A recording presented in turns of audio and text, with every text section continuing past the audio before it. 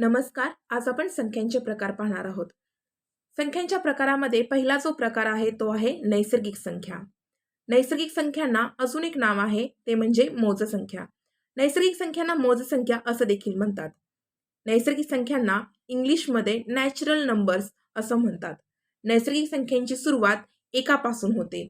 1, 2, 3, 4 अशा अनंतपर्यंत या संख्या असतात. अनंत संख्या आपल्याला दर्शवता येत नाही म्हणून ती आपण इन्फिनिटी या चिन्हाने दर्शवली आहे. हे जे चिन्ह आहे ते इन्फिनिटीचं चिन्ह आहे, ज्याला मराठीमध्ये अव्याख्याय म्हणतात किंवा याचा अर्थ होतो की ज्याला अंत नाही. इन्फिनिटी याचा अर्थ ज्याला अंत नाही, त्याचाच अर्थ होतो अनंत किंवा ती शेवटची संख्या आपल्याला सांगता येत नाही. शेवटची संख्या सांगता येत नाही म्हणून आपण ती इन्फिनिटी किंवा अव्याख्याय या चिन्हानं दर्शवलेली आहे. मोजसंख्या किंवा नैसर्गिक संख्या यांचा जो संच आहे तो n या अक्षराने दर्शवला जातो. नैसर्गिक संख्यांचा छेद हा 1 असतो. सर्वात लहान नैसर्गिक संख्या 1 आहे. तसेच सर्वात मोठी नैसर्गिक संख्या ही इन्फिनिटी आहे, अव्याख्याय आहे, अनंत आहे, म्हणजे ती सांगता येत नाही. यानंतर आपण संख्यांचा दुसरा प्रकार पाहणार आहोत. दुसरा प्रकार आहे पूर्ण संख्या. त्यांना इंग्लिशमध्ये होल नंबर्स असं म्हणतात. पूर्ण संख्यांचा जो समूह आहे, जो संच आहे तो W या अक्षराने दर्शवला जातो. पूर्ण संख्यांची सुरुवात शून्यापासून होते. 0, 1, 2 ते अनंतापर्यंत या संख्या पसरलेल्या आहेत. शेवटची जी संख्या आहे ती अनंत असते, म्हणजे ती सांगता येत नाही. ती इनडेफिनाइट या चिन्हानं दर्शवलेली आहे. पूर्ण संख्यांचा छेद देखील 1 असतो. सर्वात लहान पूर्ण संख्या 0 आहे, तर सर्वात मोठी पूर्ण संख्या सांगता येत नाही, ती अनंत असते, म्हणजे तिला अंत नाही. ती इन्फिनिटी या चिन्हाने दर्शवलेली आहे. यानंतर आपण संख्यांचा तिसरा प्रकार पाहणार आहोत. तो आहे पूर्णांक संख्या. पूर्णांक संख्यांना इंग्लिशमध्ये इंटिजर नंबर्स असं म्हणतात. पूर्णांक संख्यांचा संच किंवा समूह हा I या अक्षराने दर्शवला जातो. पूर्णांक संख्यांची सुरुवात अनंतापासून होते आणि शेवटही अनंत असतो. तर असं का होतं, तर पूर्णांक संख्यांमध्ये ऋण संख्या आणि धन संख्या यांचा समावेश होत असतो. अनंत ऋण संख्या, 0 आणि अनंत धनसंख्या यांच्या समूहाला पूर्णांक संख्या असं म्हणतात. पूर्णांक संख्यांचा छेद हा 1 असतो आणि पूर्णांक संख्या जसं तुम्ही संख्या रेषेवर डाव्या बाजूला जात जाणार आहात तशा त्या संख्या लहान होत जातात. तसेच जर तुम्ही संख्या रेषेवर उजव्या बाजूस जात असाल तर संख्या या मोठ्या होत जातात. म्हणजेच ऋण 3 हे ऋण 1 च्या डाव्या बाजूस आहे. ऋण 3 हे ऋण 1 च्या डाव्या बाजूस असल्याने ते ऋण 1 पेक्षा लहान आहे. ऋण 3 हे ऋण 1 च्या डाव्या बाजूस असल्याने ते लहान आहे. तसंच ऋण 1 हे ऋण 3 च्या उजव्या बाजूस असल्याने ते ऋण 3 पेक्षा मोठे आहे. तसंच जर तुम्ही उजव्या बाजूस गेलात तर 3 हे धन 1 पेक्षा मोठे आहे, तर धन 1 हा धन 3 पेक्षा लहान आहे. ऋण 2 पेक्षा 0 मोठा, 1 मोठा, 2 मोठा, 3 मोठा. तसंच 0 पेक्षा ऋण 2 लहान, ऋण 1 लहान, ऋण 3 सुद्धा लहान. म्हणजे संख्या रेषेवर जसं तुम्ही डाव्या बाजूस जात जाणार तशा संख्या लहान होत जातील. तर त्याच्या उलट जसं तुम्ही उजव्या बाजूस जात जाणार तशा संख्या मोठ्या होऊ लागतात. पूर्णांक संख्यांचा छेद हा 1 असतो. सर्वात लहान पूर्णांक संख्या ऋण इन्फिनिटी असते, म्हणजे ऋण संख्या असणारे पण ती सांगता येत नाही, ती अनंत असणारे. सर्वात मोठी पूर्णांक संख्या सुद्धा अनंत असणारे पण ती धन असणारे. सर्वात लहान धन पूर्णांक संख्या ही 1 आहे, तर सर्वात मोठी ऋण पूर्णांक संख्या ही ऋण 1 आहे. यानंतर आपण संख्यांचा चौथा प्रकार पाहणार आहोत. तो म्हणजे परिमेय संख्या. परिमेय संख्याला इंग्लिशमध्ये रॅशनल नंबर्स असं म्हणतात. आता आपण एक परिमेय संख्या मानणार आहोत. समजा p/q ही एक परिमेय संख्या आहे. या संख्येमध्ये p बरोबर अंश आहे तर q बरोबर छेद आहे. तर p अंश हा कोणताही पूर्णांक असणार आहे. म्हणजे अंश ही कोणतीही पूर्णांक संख्या असणार आहे. तर छेद हा शून्येतर पूर्णांक असणार आहे. म्हणजे छेद हा कधीही शून्य असणार नाही. तो 1 असू शकतो, ऋण 1 असू शकतो, ऋण 3 असू शकतो, ऋण 4 असू शकतो, धन 4 असू शकतो. मात्र तो शून्य असणार नाही.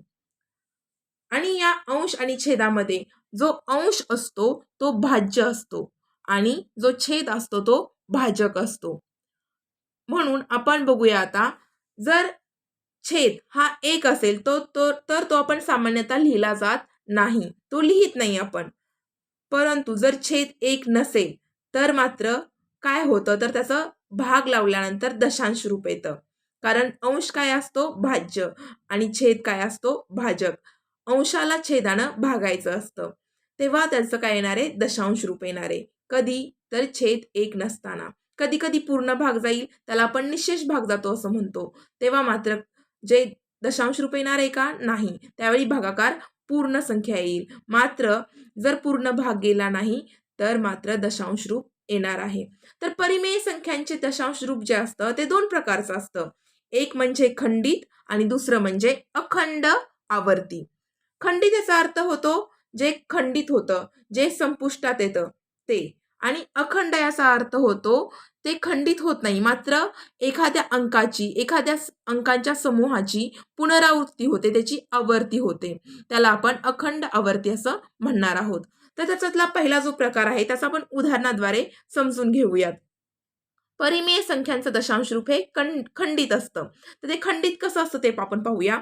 उदाहरणार्थ 5/4 म्हणजे आपल्याला 5ला 4 न भागायचं आहे. मग आपण काय करणार आहोत, 5ला 4 ने भागल्यानंतर त्याचं उत्तर जे येतं ते 1.25 येतं.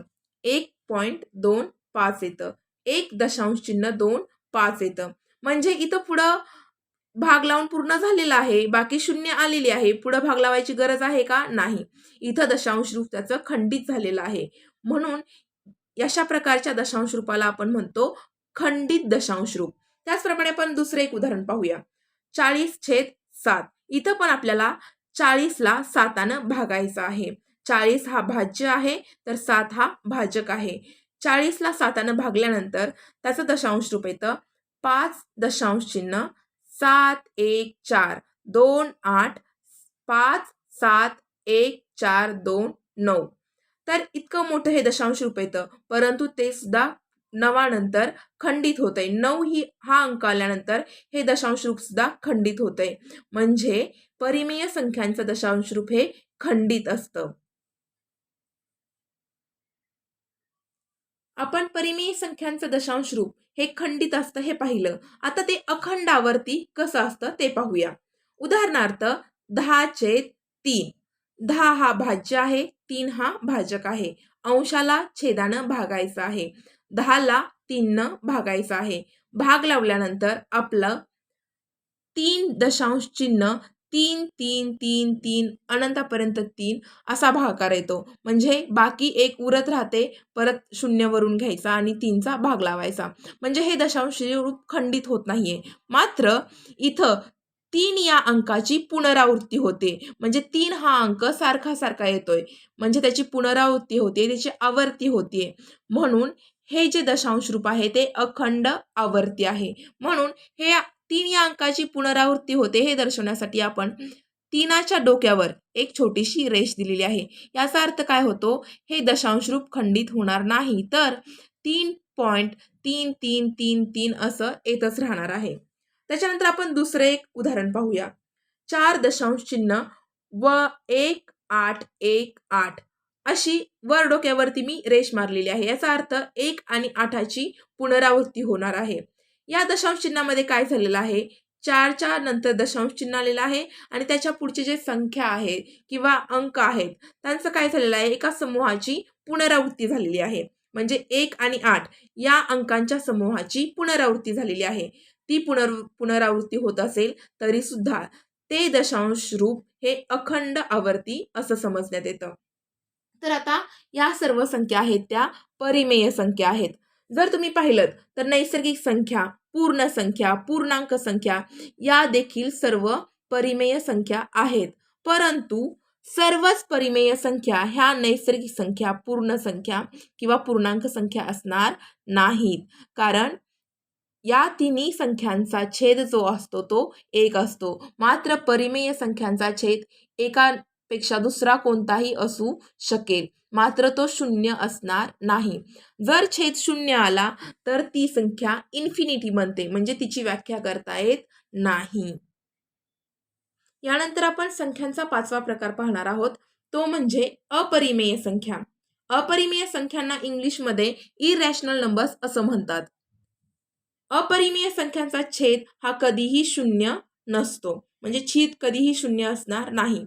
कोणत्याच संख्यांचा छेद हा शून्य नसतो. जर संख्येचा छेद हा शून्य आला तर ती संख्या अव्याख्या इनडेफिनिटी समजली जाते. त्याला कोणतीही किंमत राहत नाही. कधी तर जर छेद शून्य असेल तर. म्हणून अपरिमेय संख्यांचा छेद देखील कधीही शून्य असत नाही. तो दुसरा कोणताही असू शकतो. ज्या संख्यांचे दशांश रूप अखंड अनावर्ती असते त्या संख्यांचा समावेश अपरिमेय संख्यांमध्ये होतो. ज्या संख्येचे दशांश रूप अखंड अनावर्ती असते, अखंड अनावर्ती म्हणजे काय, तर ते अखंड असते, त्याची कधीही संपत नाही, ते खंडित होत नाही. त्याच प्रकारे ते अनावर्ती असते, म्हणजेच एखाद्या अंकाची किंवा एखाद्या अंकांच्या समूहाची पुनरावृत्ती होत नाही. अपरिमेय संख्यांसाठी 2 अटी आहेत. एक तर त्यांचं दशांश रूप हे अखंड असलं पाहिजे आणि दुसरं म्हणजे अनावर्ती असलं पाहिजे.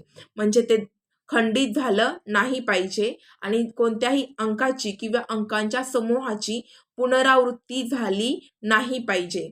त्या संख्या म्हणजे अपरिमेय संख्या. तर अशा कोणत्या संख्या असतात, तर उदाहरणार्थ पूर्ण वर्ग नसलेल्या संख्यांची जी वर्गमुळे असतात ती वर्गमुळे अपरिमेय संख्या असतात. पूर्ण वर्ग नसलेल्या संख्यांची वर्गमुळे ही अपरिमेय संख्या असतात. आता पूर्ण वर्ग संख्या आणि पूर्ण वर्ग नसलेल्या संख्या म्हणजे कोणत्या, तर 2चा वर्ग आहे 4, तर 4 ही पूर्ण वर्ग संख्या झाली. 3चा वर्ग आहे 9, तर 9 ही पूर्ण वर्ग संख्या झाली. परंतु 1 हा वर्ग आहे एकाचा, तर ती पूर्ण वर्ग संख्या आहे. परंतु 2 हा कोणाचाही वर्ग नाहीये, म्हणून ही पूर्ण वर्ग नसलेली संख्या आहे. 3 कोणाचाही वर्ग नाहीये, त्यामुळे ही पूर्ण वर्ग नसलेली संख्या आहे. 5 ही संख्या कोणाचाही वर्ग नाहीये, त्यामुळे ती पूर्ण वर्ग नसलेली संख्या आहे. तर अशा संख्यांची जी वर्गमुळे आहेत ती वर्गमुळे म्हणजे अपरिमेय संख्या. यानंतर आपण संख्यांचा 6वा प्रकार पाहणार आहोत. यामध्ये वास्तव संख्या. वास्तव संख्यांना इंग्लिशमध्ये रियल नंबर्स असं म्हणतात. परिमेय संख्या व अपरिमेय संख्या या दोन्हींचा मिळून जो संख्या समूह तयार होतो त्यांना वास्तव संख्या असं म्हणतात. म्हणजे परिमेय संख्या ज्या आहेत त्या आणि अपरिमेय संख्या या सगळ्या मिळून काय होतात, तर वास्तव संख्या तयार होतात. यांचा छेदही कधीही शून्य असणार नाही, कारण हे मी इथं दाखवलेलं नाहीये सेपरेट. का, तर परिमेय संख्यांचा छेद हा शून्य नसतो आणि अपरिमेय संख्यांचा छेद सुद्धा शून्य नसतो, म्हणजेच वास्तव संख्यांचा छेद सुद्धा शून्य नसणार आहे. अपरिमेय संख्या आणि परिमेय संख्या या दोन्हींचा मिळून जो संख्या समूह तयार होतो त्यांना वास्तव संख्या असं म्हणतात. धन्यवाद. आपण पुढच्या भागामध्ये संख्यांचे अजूनही काही प्रकार पाहणार आहोत. तर तुम्ही चॅनलला शेअर करा, लाईक करा आणि सबस्क्राईब करा. धन्यवाद.